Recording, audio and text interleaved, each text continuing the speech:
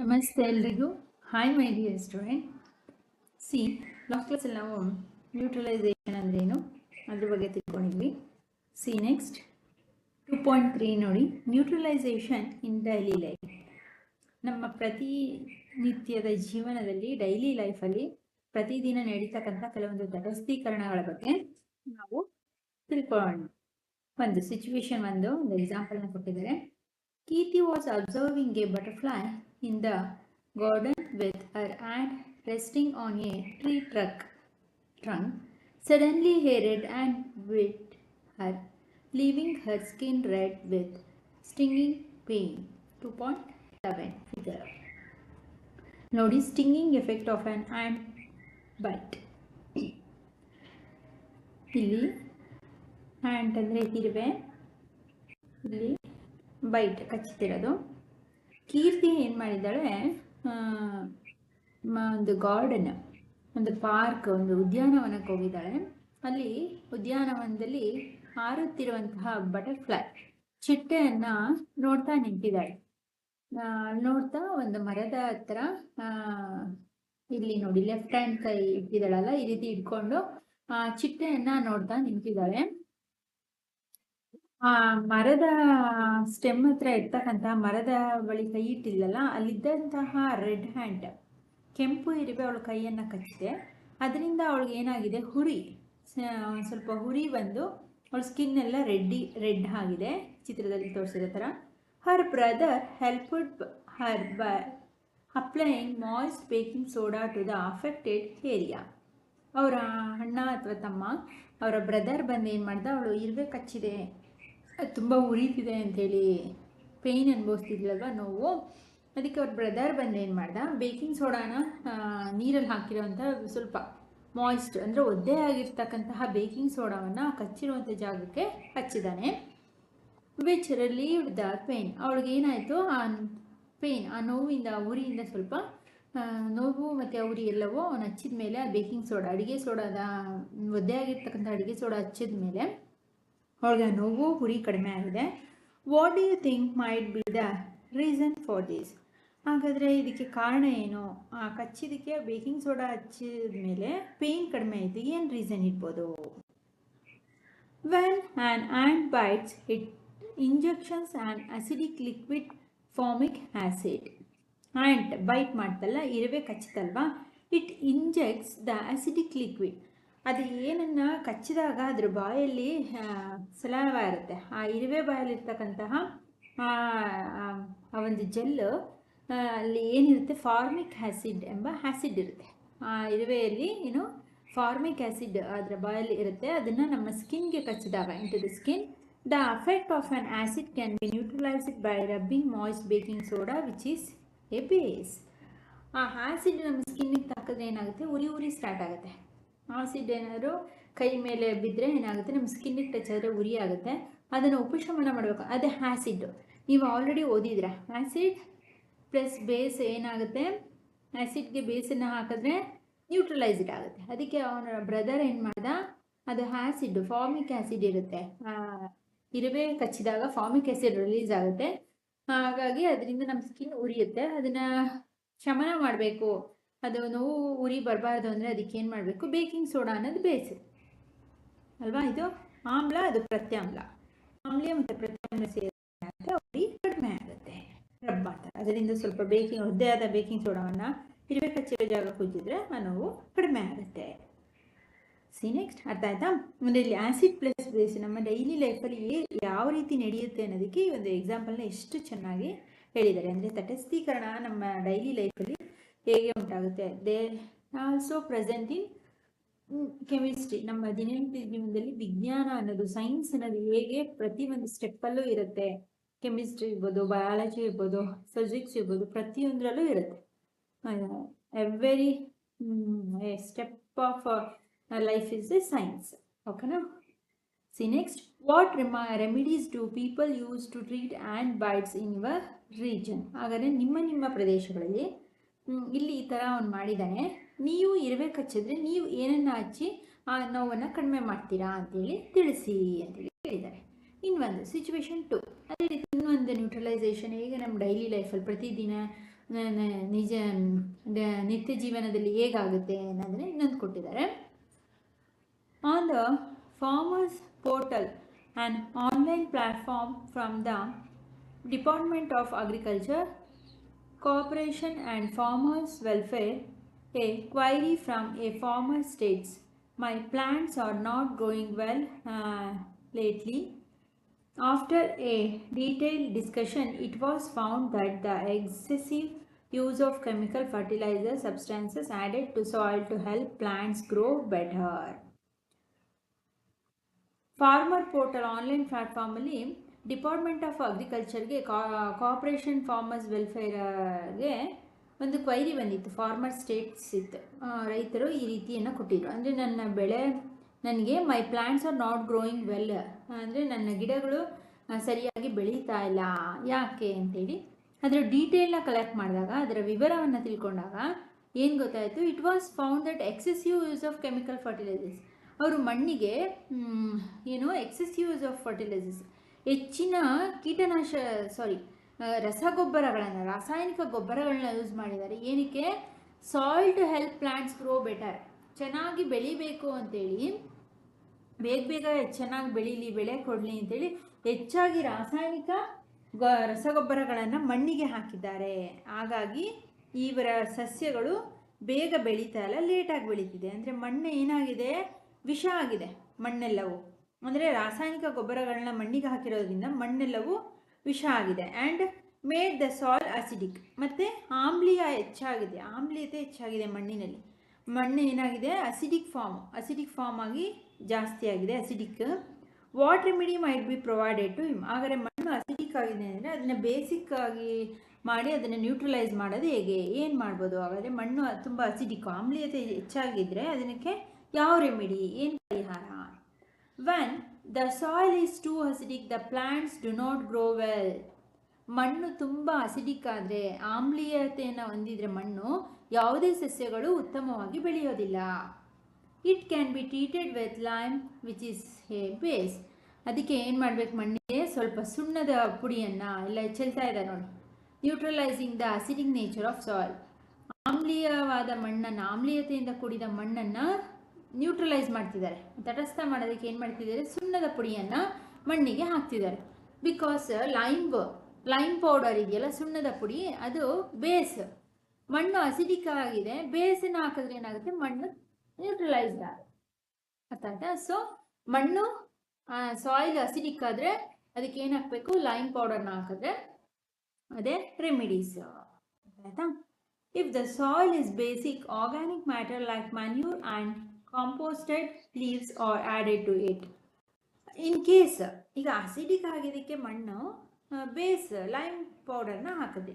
In case basic ಜಾಸ್ತಿ ಆಗಿಬಿಟ್ರೆ ಪ್ರತ್ಯಾಮ್ಲೀಯತೆ, base ಗುಣ ಜಾಸ್ತಿ ಆದರೆ ಏನು ಮಾಡಬೇಕು, ಆರ್ಗ್ಯಾನಿಕ್ ಮ್ಯಾಟರ್ ಆದಂಥ ಸಾವಯವ ಗೊಬ್ಬರಗಳಾದಂತಹ ಕಾಂಪೋಸ್ಟೆಡ್ ಲೀಫ್, ಹಸುವಿನ ಗೊಬ್ಬರ ಇರ್ಬೋದು, ಒಣಗಿದ ಹಸಿ ತರಕಾರಿ ಎಲೆ, ಸೊಪ್ಪು ಎಲೆಗಳನ್ನು ಮಣ್ಣಿಗೆ ಆ್ಯಡ್ ಮಾಡಬೇಕು. ಅರ್ಥ ಆಯ್ತಾ? ಇದು ಸಾವಯವ ಗೊಬ್ಬರವನ್ನು ಹಾಕಬೇಕು. Organic matter releases acids that neutralise the basic nature of the soil. ಸಾವಯವ ಗೊಬ್ಬರಗಳು ಏನನ್ನು ಉತ್ಪಾದನೆ ಮಾಡುತ್ತೆ, ಆಸಿಡ್ಸ್ನ, ಆಮ್ಲೀಯವನ್ನು ಉತ್ಪತ್ತಿ ಮಾಡುತ್ತೆ, ಆಮ್ಲೀಯತೆಯನ್ನು. ಇದರಿಂದ ಏನಾಗುತ್ತೆ, ಮಣ್ಣಿನಲ್ಲಿರ್ತಕ್ಕಂಥ ಬೇಸಿಕ್ ನೇಚರು, ಪ್ರತ್ಯಾಮ್ಲೀಯ ಗುಣ ತಟಸ್ಥವಾಗಿ ಬದಲಾಗುತ್ತೆ. Neutralize the basic nature of the soil. ಅರ್ಥ ಆಯ್ತಾ? ಸಾಯಿಲ್ ಅಸಿಡಿಕ್ ಆದರೆ ಬೇಸಿಕ್ ಮಾಡಬೇಕು, ಅದೇ ಬೇಸಿಕ್ ಜಾಸ್ತಿ ಆದರೆ ಅಸಿಡಿಕ್ ಮಾಡಬೇಕು. ಆಯಿತಾ? ಆದರೆ ಬೇಸಿಕ್ ಜಾಸ್ತಿ ಆದರೆ ಏನು, ಸಾವಯವ ಗೊಬ್ಬರಗಳನ್ನ ಉಪಯೋಗಿಸ್ಬೇಕು. ಕಾಂಪೋಸ್ಟೆಡ್ ಲೀವ್ಸ್ಗಳನ್ನ ಹಾಕೋದ್ರಿಂದ ಅದು ಆ್ಯಸಿಡ್ಸ್ನ ಪ್ರೊಡ್ಯೂಸ್ ಮಾಡುತ್ತೆ. ಹಾಗೆ neutralized basic soil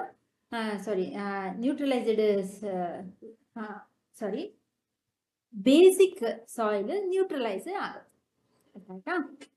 basic nature ಇರ್ತಕ್ಕಂಥ ಮಣ್ಣು ನ್ಯೂಟ್ರಲೈಸ್ ಆಗಿ ತಟಸ್ಥಕ್ಕೆ ಬರುತ್ತೆ. ಆಗ ಬೆಳೆಗಳನ್ನ ಬೆಳೆಯೋದಕ್ಕೂ ಸಾವಯವ ಗೊಬ್ಬರ ಹಾಕಿರ್ತಿರಲ್ಲ, ಉತ್ತಮವಾದ ಮಣ್ಣು ಆಗಿ ಪರಿವರ್ತನೆ ಆಗುತ್ತೆ.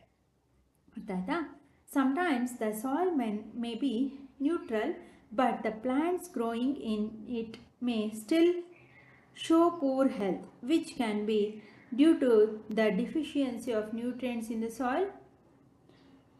ಕೆಲವೊಂದು ಸಲ ಸಾಯಿಲ್ ಮೇ ಬಿ ನ್ಯೂಟ್ರಲ್, ಮಣ್ಣು ತಟಸ್ಥ ಆಗಿದ್ದಾಗ ಆಗಿಬಿಡುತ್ತೆ. ಈಗ ಅಸಿಡಿಕ್ ಆಯಿತು ಅಂತ ಬೇಸಿಕ್ ಹಾಕಿ ನ್ಯೂಟ್ರಲೈಸ್ ಮಾಡ್ತೀರಾ, ಬೇಸಿಕ್ ಆಯಿತು ಅಂದರೆ ಅಸಿಡಿಕ್ ನೇಚರ್ನ ಮಾಡಿ ನ್ಯೂಟ್ರಲೈಸ್ ಮಾಡ್ತೀರಾ.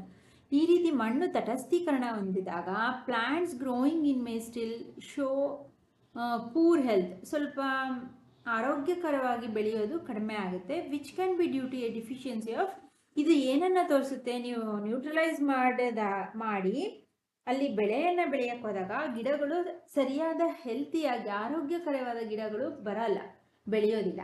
ಇದರಿಂದ ನಮ್ಗೆ ಏನು ಗೊತ್ತಾಗುತ್ತೆ, ಮಣ್ಣಿಗೆ ಡಿಫಿಷಿಯನ್ಸಿ, ಯಾವುದೋ ಒಂದು ಪೋಷಕಾಂಶದ ಕೊರತೆ ಆಗಿದೆ, nutrients deficiency of nutrients in the soil. ಈಗ ಮನುಷ್ಯರಿಗೂ ನ್ಯೂಟ್ರಿಷನ್ನ ಪ್ರಾಬ್ಲಮ್ ಆಗುತ್ತೆ ಅಲ್ವಾ, ಯಾವುದೋ ಒಂದು ವೈಟಮಿನ್ ಕೊರತೆ ಆಗಿರುತ್ತೆ, ವಿಟಮಿನ್ ಡಿನೋ ವಿಟಮಿನ್ B12 ರಕ್ತ ಕಡಿಮೆ ಆಗಿರುತ್ತೆ, ಅವನಿಗೆ ಪೋಷಕಾಂಶ ಪ್ರೋಟೀನ್ ಕಡಿಮೆ ಹೇಗೆ ಹೇಳ್ತಾರೋ, ಮನುಷ್ಯನ ದೇಹದಂತೆ ಮಣ್ಣಿನಲ್ಲೂ ಸಹ ಅದಕ್ಕೆ ಬೇಕಾದಂತಹ ಪೋಷಕಾಂಶ ಬೇಕಾಗಿರುತ್ತೆ. ಒಂದು ಸಸ್ಯ ಬೆಳಿಬೇಕು ಅಂದರೆ ಅದು ಜೀವಿನೇ ಅಲ್ವಾ, ಆ ಸಸ್ಯಕ್ಕೆ ಅಗತ್ಯವಾದ ಪೋಷಕಾಂಶಗಳು ಮಣ್ಣಿನಿಂದ ಸಿಕ್ಕಿದಾಗ ಯಾವುದೇ ಒಂದು ಪ್ಲ್ಯಾಂಟ್ಸು ಉತ್ತಮವಾಗಿ ಆರೋಗ್ಯಕರವಾಗಿ ಬೆಳೆಯುತ್ತೆ.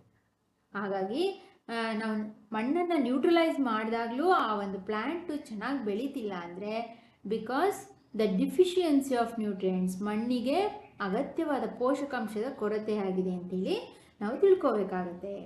ಅರ್ಥ ಆಯ್ತಾ? ಸಿ ನೆಕ್ಸ್ಟ್ ಸಿಚುವೇಶನ್ 3 ನೋಡಿ. Ashwin's friend Gurbir stays near an industrial area. Ashwin ಸ್ನೇಹಿತ ಗುರ್ಬೀರ್ ಅನ್ನೋನು ಇಂಡಸ್ಟ್ರಿಯಲ್ ಏರಿಯಾದಲ್ಲಿ ಅಲ್ಲೇ ಇದ್ದಾನೆ, ಕಾರ್ಖಾನೆ ಇರ್ತಕ್ಕಂಥ ಜಾಗದಲ್ಲಿ.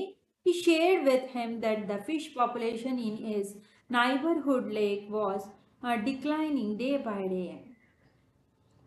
ಅವನು ಅಶ್ವಿನ್ ಹತ್ರ ಒಂದು ವಿಷಯನ ಡಿಸ್ಕಸ್ ಮಾಡ್ತಿದ್ದಾನೆ. ದಿನದಿಂದ ದಿನಕ್ಕೆ ಅವನ ಸುತ್ತಮುತ್ತ ಇರ್ತಕ್ಕಂತಹ ಆ ಒಂದು ಲೇಕಲ್ಲಿ, ಆ ಒಂದು ನದಿ ಅಥವಾ ಕೆರೆಯಲ್ಲಿ ಇರ್ತಕ್ಕಂಥ ಮೀನುಗಳ ಸಂಖ್ಯೆ ದಿನೇ ದಿನೇ ಕಡಿಮೆ ಆಗ್ತಾ ಬರ್ತಿದೆ. What you think might be the cause for this? ಹಾಗಾದ್ರೆ ಏನು ರೋಗ ಬಂದಿರ್ಬೋದು, ಯಾವ ರೀತಿಯ ಅಪಾಯ ನದಿಯಲ್ಲಿರ್ತಕ್ಕಂಥ ಮೀನುಗಳಿಗೆ ಆಗಿರ್ಬೋದು, ನಿಮಗೆ ತಿಳ್ಕೊಳಕ್ಕಾಗತ್ತಾ? It may be due to a factory waste being released into the lake. ಯಾಕೆ ಹೇಳಿ, ಅಲ್ಲಿ ನಿಯರ್ ಇಂಡಸ್ಟ್ರಿಯಲ್ ಏರಿಯಾ ಅಂದರೆ ಕಾರ್ಖಾನೆಗಳಿದೆ, ಬೇರೆ ಬೇರೆ ಸ್ಟೀಲ್ ಕಾರ್ಖಾನೆನೋ, ಕಬ್ಬಿಣದ ಕಾರ್ಖಾನೆನೋ, ಪೇಪರ್ ಫ್ಯಾಕ್ಟ್ರಿ ಇರ್ಬೋದು, ಯಾವುದೋ ಒಂದು ಇಂಡಸ್ಟ್ರಿಯಲ್ ಇಂಡಸ್ಟ್ರೀಸಿಂದ, ಆ ಕಾರ್ಖಾನೆಗಳಿಂದ, ಫ್ಯಾಕ್ಟ್ರಿಗಳಿಂದ ತ್ಯಾಜ್ಯ ಬರುತ್ತಲ್ಲ, ವೇಸ್ಟ್, ಅದೆಲ್ಲವನ್ನು ಎಲ್ಲಿಗೆ ಬಿಡ್ತಾರೆ ಹೇಳಿ? ಲೇಕ್, ಆ ನದಿಗೆ ಬಿಡ್ತಾರೆ ತ್ಯಾಜ್ಯವನ್ನು. ಆ ನದಿಯಲ್ಲಿ ಬಿಟ್ಟಾಗ ಆ ಇಂಡಸ್ಟ್ರೀಸ್, ಫ್ಯಾಕ್ಟ್ರಿಯ ತ್ಯಾಜ್ಯದಲ್ಲಿ ಇರ್ತಕ್ಕಂಥ ಅನೇಕ ರಾಸಾಯನಿಕಗಳು ಅಲ್ಲಿ ನೀರಿನಲ್ಲಿ ವಾಸಿಸುವಂತಹ ಮೀನು ಮಾತ್ರ ಅಲ್ಲ, ಅನೇಕ ಜೀವಿಗಳ ಜೀವಕ್ಕೆ ಅಪಾಯವನ್ನು ಉಂಟು ಮಾಡುತ್ತೆ. ಹಾಗಾಗಿ ಆ ಜೀವಿಗಳು ನದಿಯಲ್ಲೇ ಸತ್ತು ಹೋಗುತ್ತೆ. ಅರ್ಥ ಆಗ್ತಿದೆಯಾ? ಅಲ್ಲಿ ಅದಕ್ಕೆ ಹೇಳಿದ್ರೆ it may be due to factory waste being released into the lake. ಆ ನದಿಗಳಲ್ಲಿ ಮೀನಿನ ಸಂಖ್ಯೆ ಕಡಿಮೆ ಆಗಿರೋ ಕಾರಣ ಮೇ ಬಿ ಆ ಫ್ಯಾಕ್ಟ್ರಿ ವೇಸ್ಟನ್ನು ಬಿಡ್ತಿದಾರಲ್ಲ ಅದಕ್ಕಿರ್ಬೋದು. If the factory waste is acidic in nature, what could be done to save the fish in the lake? Factory waste ತುಂಬ ಅಸಿಡಿಕ್ ನೇಚರ್, ತುಂಬ ಆಮ್ಲೀಯ ಗುಣವನ್ನು, ಸುಟ್ಟು ಹಾಕುವಂಥ ಗುಣ, ಅದು ಆ್ಯಸಿಡ್ ಅಂದರೆ ಅಸಿಡಿಕ್ ನೇಚರ್ನ, ಆಮ್ಲೀಯ ಗುಣವನ್ನು ಹೊಂದಿರುತ್ತೆ. ಹಾಗಾದರೆ ಅಲ್ಲಿ ಈ ಮಣ್ಣಿನಲ್ಲೇನೋ ಅಸಿಡಿಕ್ ನೇಚರ್ ಆದರೆ ಬೇಸಿಕ್ ಲೈಮ್ ಪೌಡರ್ ಹಾಕೋದು, ಆ ರೀತಿ ಏನೇನೋ ಮಾಡಿದ್ವಿ. ಈ ನದಿಯಲ್ಲಿರ್ತಕ್ಕಂಥ ಮೀನನ್ನು ರಕ್ಷಿಸಬೇಕು ಅಂದರೆ ನಾವು ಆ ಫ್ಯಾಕ್ಟ್ರಿ ವೇಸ್ಟನ್ನು ಬಿಟ್ಟು ನದಿಯನ್ನು ಆಮ್ಲೀಯವನ್ನಾಗಿ ಮಾಡಿರೋದ್ರಿಂದ ಅದನ್ನು ಬೇರೆ ಕ್ಲೀನ್ ಮಾಡಿ ಆ ನದಿಗಳಲ್ಲಿರ್ತಕ್ಕಂಥ ಫಿಶ್ನ ಉಳಿಸೋದಕ್ಕೆ ಏನು ಮಾಡ್ಬೋದು? The factory waste can be neutralized by adding basic substances before releasing into the lake. ನೀರಿಗೆ first of all this is not A solution. ಕಾರ್ಖಾನೆಯ ತ್ಯಾಜ್ಯಗಳು ಅಸಿಡಿಕ್ ಆಗಿರುತ್ತೆ, ಹಾಗಾಗಿ ಆ ಫಿಶ್ಗಳೆಲ್ಲವೂ ನದಿಯಲ್ಲಿರೋದು ಸಾಯುತ್ತೆ, ಇದು ಫ್ಯಾಕ್ಟ್. ಆದರೆ ಆ ನದಿಯಲ್ಲಿರೋ ಫಿಶಸ್ಸು ಸಾಯಬಾರ್ದು ಅಂದರೆ ಫ್ಯಾಕ್ಟ್ರಿಯಿಂದ ಬರ್ತಕ್ಕಂತಹ ಆ ಅಸಿಡಿಕ್ ವೇಸ್ಟನ್ನು ಬೇಸಿಕ್ ಮಾಡಿ ಆಮ್ಲೀಯವಾಗಿರ್ತಕ್ಕಂತಹ ತ್ಯಾಜ್ಯವನ್ನು ಪ್ರತ್ಯಾಮ್ಲೀಯ ತ್ಯಾಜ್ಯವನ್ನಾಗಿ ಮಾಡಿ ನದಿಗೆ ಬಿಡಬೇಕು ಅಂತ ಹೇಳ್ತಿದ್ದಾರೆ ಇಲ್ಲಿ. ಬಟ್ ನನ್ನ ಪ್ರಕಾರ ಇದನ್ನು ಹೇಳೋದಾದರೆ this is not A good way. Actually ಯಾವುದೇ ಕಾರ್ಖಾನೆಯ ತ್ಯಾಜ್ಯಗಳನ್ನು ಉತ್ತಮವಾದ ಜಲಮೂಲಗಳಿಗೆ, ನದಿ ಮೂಲ, ಜಲಮೂಲ, ಎಲ್ಲಿ ನೀರಿನ ಮೂಲಗಳಿರುತ್ತೆ, ಅದು ಯಾವುದಕ್ಕೂ ಬಿಡಬಾರ್ದು. ಅದು ಮುಂದಕ್ಕಾದರೆ ನೀವು ಅಸಿಡಿಕ್ ಆಗಲಿ ಬೇಸಿಕ್ ಆಗಲಿ ಏನೇ ಮಾಡಿ ನೀವು ಅದಕ್ಕೆ ಬಿಟ್ಟರು ಅಪಾಯವನ್ನು ಉಂಟು ಮಾಡುತ್ತೆ. ನಮ್ಮ ನೀರು ಇತ್ತೀಚಿನ ದಿನಗಳಲ್ಲಿ ತುಂಬ ಕಷ್ಟ ಆಗ್ತಿದೆ, ಉತ್ತಮವಾದ ಶುದ್ಧವಾದ ನೀರು ಸಿಗೋದೆ. ಹಾಗಾಗಿ ಯಾವುದೇ ಕಾರ್ಖಾನೆಯ ತ್ಯಾಜ್ಯಗಳನ್ನ, ಯಾವ ಥರದ ತ್ಯಾಜ್ಯವನ್ನು, ಈವನ್ ಒಂದು ಪ್ಲಾಸ್ಟಿಕ್ಕು ನೀವು ಹೋಗಿ ಅಲ್ಲಿ ಏನೇನೋ ಸಿಕ್ಕಿದ್ದೆಲ್ಲ ಎಸೆಯೋದು, ಆ ರೀತಿ ಮಾಡೋದಲ್ಲೇ ಅಲ್ಲ. ಇಲ್ಲಿ ಹೇಳಿರ್ತಕ್ಕಂಥ ಪಾಯಿಂಟು ಅಂದರೆ ಬೇರೆ ಆಪ್ಷನ್ ಇಲ್ಲ ಅಂದಾಗ ಈ ರೀತಿ ಮಾಡ್ಬೋದು ಅಂತ ಹೇಳಿದ್ದಾರೆ. ಆದರೆ ನನ್ನ ಪ್ರಕಾರ ಹೇಳೋದಾದರೆ ರಿಯಲಿ ಹೇಳಬೇಕು ವೈಜ್ಞಾನಿಕವಾಗಿ ಅಥವಾ ನೇಚರ್ ಕನ್ಸಂಪ್ಷನಿಂದ ಹೇಳಬೇಕು ಅಂದರೆ ಯಾವುದೇ ರೀತಿಯಾದ ತ್ಯಾಜ್ಯವನ್ನು ನದಿಗೆ ಬಿಡದೇ ಇರೋದೇ ಒಳ್ಳೆಯದು. ಅರ್ಥ ಆಗ್ತಿದೆಯಾ? ಇನ್ ಕೇಸ್ ಬಿಡಬೇಕು ಅಂದರೆ ಈ ರೀತಿ ಬೇಸಿಕ್ ಮಾಡಿ ಬಿಡೋದಕ್ಕೂ ಮುಂಚೆ ಬಿಡಿ ಅಂತ ಹೇಳ್ತಿದ್ದಾರೆ. Let us wrap up. Now, can you explain why the words welcome to the wonderful world of science appeared on Ashwin and Kirti's paper sheets when the liquid was sprayed on them? ಈಗ ನಿಮ್ಗೆ ಅರ್ಥ ಆಗ್ತಿದೆಯಾ? Welcome ಮಾಡಬೇಕಾದ್ರೆ science ಇದಕ್ಕೆ ಸ್ವಾಗತವನ್ನು ಮಾಡಬೇಕಾದ್ರೆ ಯಾಕೆ ಒಂದು paper ಮೇಲೆ ಒಂದು welcome to the wonderful science ಅಂತ ಕಾಣಿಸ್ತು, ಏನಾಯಿತು ಅದರಲ್ಲಿ ಏನಾಯಿತು ಅಂತೇಳಿ ಈಗ ನಿಮ್ಗೆ ಅರ್ಥ ಆಗ್ತಿದೆ ಅನ್ಕೋತೀವಿ. Do you think that one possibility could be using a turmeric solution for a spraying liquid on a soap solutions for writing on the paper? ಯಾವ ಚಾನ್ಸಸ್ ಇರುತ್ತೆ ಇಲ್ಲಿ, ಯಾವ ಅವಕಾಶ, ಹೇಗೆ ಖಾಲಿ ಪೇಪರ್ ಮೇಲೆ welcome to the wonderful world of science ಅಂತ ಕಾಣಿಸ್ತು? Turmeric solution for the spraying liquid and ಅಲ್ಲಿ ಆ ಪೇಪರ್ಗೇನು ಟರ್ಮರಿಕ್ ಸೊಲ್ಯೂಷನ್ನ ಸ್ಪ್ರೇ ಮಾಡಿದ್ದಾರೆ ಆ್ಯಂಡ್ ಸೋಪ್ ಸೊಲ್ಯೂಷನಿಂದ ಬರೆದಿದ್ದಾರೆ, ಸೋಪಿನ ದ್ರಾವಣದಿಂದ ಬರೆದಿದ್ದಾರೆ. ಹಾಗಾಗಿ ಪೇಪರ್ ಮೇಲೇನು ಅಸಿಡಿಕ್ ಅಲ್ಲಿ ಕಲರು ರೆಡ್ ಆಗಿ ಕಾಣಿಸ್ತು. ಟರ್ಮರಿಕ್ ಸೊಲ್ಯೂಷನ್ನ ಹಾಕಿದ್ದಾರೆ ಅದಕ್ಕೆ. ಅಂದರೆ ಸೋಪ್ ಸೊಲ್ಯೂಷನಿಂದ ಬರೆದುಬಿಟ್ಟು ಸೋಪಿನ ದ್ರಾವಣದಲ್ಲಿ welcome to the wonderful world of science ಅಂತ ಬರೆದಿದ್ದಾರೆ. ಎಲ್ಲರೂ ಬಂದವ್ರಿಗೆ ಟರ್ಮರಿಕ್ ಸೊಲ್ಯೂಷನ್ನ ಅರಿಶಿಣದ ನೀರನ್ನು ಸ್ಪ್ರೇ ಮಾಡಿದ್ದಾರೆ, ಅದು ನೀಟಾಗಿ ರೆಡ್ ಕಲರ್ ಆಗಿ ಎಲ್ಲರಿಗೂ ಕಾಣಿಸಿದೆ. ಸೋಪಿನ ದ್ರಾವಣದಲ್ಲಿ ಬರೆದ್ರೆ ಕಾಣಲ್ಲ ನೋಡಿ, ಇನ್ನು ಅರಿಶಿಣದ್ರಲ್ಲಿ ಬರೆದಿದ್ರೆ ಅದು ಇಂಥದ್ದೇ ಬರೆದಿದ್ದಾರೆ ಅಂತ ಗೊತ್ತಾಗೋದು. ಬಟ್ ಸೋಪಿನ ದ್ರಾವಣದ್ರಲ್ಲಿ ಬರೆದ್ರೆ ಏನು ಬರೆದಿದ್ದಾರೆ ಅಂತ ವೈಟ್ ಶೀಟ್ ಮೇಲೆ ಕಾಣಲ್ಲ, ಅದ್ರ ಮೇಲೆ ಅರಿಶಿಣದ ಸೊಲ್ಯೂಷನ್ ದ್ರಾವಣವನ್ನು ಸ್ಪ್ರೇ ಮಾಡಿದ್ಮೇಲೆ ಅದು ಕಂಡಿರೋದು. ಅರ್ಥ ಆಯಿತು ಅನ್ಕೋತೀನಿ. ಓಕೆ ಮೈ ಡಿಯರ್ ಸ್ಟೂಡೆಂಟ್, ಇದಿಷ್ಟು ಈ ಲೆಸನ್ನ ಕಂಪ್ಲೀಟ್ ಎಕ್ಸ್ಪ್ಲನೇಷನು. ಇನ್ನೇ ನಟ್ಶಲ್ ಇನ್ನು ಹೆಚ್ಚಿನ ಅಧ್ಯಯನಕ್ಕೆ ಅಂದರೆ ಇಲ್ಲಿ ಈ ಒಂದು ಲೆಸನ್ನ ಕಂಪ್ಲೀಟ್ ಸಮ್ಮರಿ ಒಂದು ಪಾಯಿಂಟ್ಸಲ್ಲಿ ಕೊಟ್ಟಿರ್ತಾರೆ. All student should read 2 times in this point. ಅಂದರೆ ಅವಾಗೆಲ್ಲ ಲರ್ನಿಂಗ್ ಪಾಯಿಂಟ್ಸ್ ಕೊಡ್ತಾಯಿದ್ರು. ಒಂದು ಲೆಸನ್ನ ಕಂಪ್ಲೀಟ್ ಸಮ್ಮರಿ ಅಂತೇಳಿ ಕೊಡ್ತಾಯಿದ್ರು. ಏನೇನಿರುತ್ತೆ ಅದನ್ನು ಪಾಯಿಂಟ್ಸ್ ವೈಸ್ ಕೊಟ್ಟಿರ್ತಾರೆ. ನಿಮಗೆ ಎಷ್ಟೋ ಕ್ವಶನ್ ಆ್ಯಂಡ್ ಆನ್ಸರ್ಸ್ಗೆ ಇಲ್ಲೇ ಪಾಯಿಂಟ್ಸ್ ವೈಸಲ್ಲಿ ಆನ್ಸರ್ ಸಿಕ್ಬಿಡುತ್ತೆ. ಇದನ್ನು 1 or 2 times ಓದಿ ನಿಮ್ಮ ಎಷ್ಟೋ ಕ್ವಶನ್ಸ್ಗಳ ಆನ್ಸರ್ಗಳನ್ನ ತಿಳ್ಕೊಳ್ಳಿ. ಇದಿಷ್ಟು ಈ ಲೆಸನ್ನ ಕಂಪ್ಲೀಟ್ ಎಕ್ಸ್ಪ್ಲನೇಷನು. ನೆಕ್ಸ್ಟ್ ಕ್ಲಾಸಲ್ಲಿ ಇದ್ರ ನೋಟ್ಸನ್ನು ಕೊಡ್ತೀನಿ ನಾನು. ಏನಾದ್ರು ಡೌಟ್ಸ್ ಇತ್ತು ಅರ್ಥ ಆಗಲಿಲ್ಲ ಅಂದರೆ ಅದನ್ನು ಕಮೆಂಟ್ ಮಾಡಿ. ಆದಷ್ಟು 2-3 ಟೈಮ್ ಆಡಿಯೋನ ಕೇಳಿ.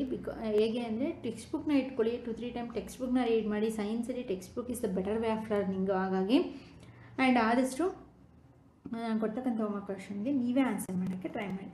ಇನ್ನು ಹೋಮ್ವರ್ಕ್ ಕ್ವಶನ್ಸು ಓಕೆ ತಗೊಳ್ಳಿ. Which hances are present in hand? How to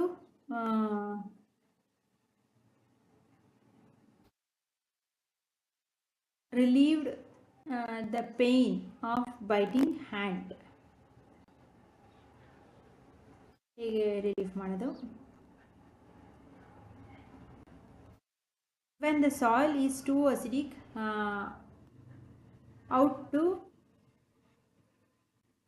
neutralize the explain how the acidic nature of soil neutralized. ಹಾಗೆ how to neutralize the basic nature of soil. ಎರಡಕ್ಕೂ answer ಮಾಡಿ. ಹಾಗೆ why the lake fishes are dead day by day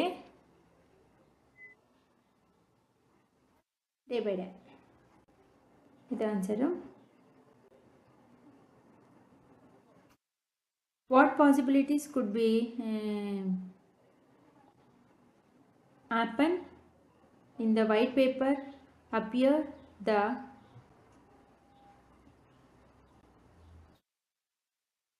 why the words welcome to the wonderful world of science appeared on the sheet of paper when a liquid was sprayed on them. ಇದು question, ಇದಕ್ಕೆ answer ಇಲ್ಲೇ ಸಿಗುತ್ತೆ. ಇದಿಷ್ಟು ಇವತ್ತಿನ homework questions. Okay my dear student, ಇಷ್ಟರಲ್ಲಿ ನಿಮ್ಮ ಫ್ರೆಂಡ್ಸ್ಗಳ Kannada medium English medium ಯಾರೇ ಇದ್ರೂ ಅವ್ರಿಗೂ ಶೇರ್ ಮಾಡಿ. ನ್ಯೂ ಸಿಲೆಬಸ್ ಆಗಿರೋದ್ರಿಂದ ಒಂದ್ಸಲ ಕನ್ನಡದಲ್ಲಿ ಕೇಳಿದ್ರೆ ಅವ್ರಿಗೂ ಸಹ ನೀಟಾಗಿ ಅರ್ಥ ಆಗುತ್ತೆ. ಬಟ್ ನೋಟ್ಸು ಕನ್ನಡದಲ್ಲಿ ಅಥವಾ ಅವ್ರು ಇಂಗ್ಲೀಷಲ್ಲೇ ಮಾಡ್ಕೊಳ್ಳಿ. ಓಕೆನಾ? Okay my dear student, thank you.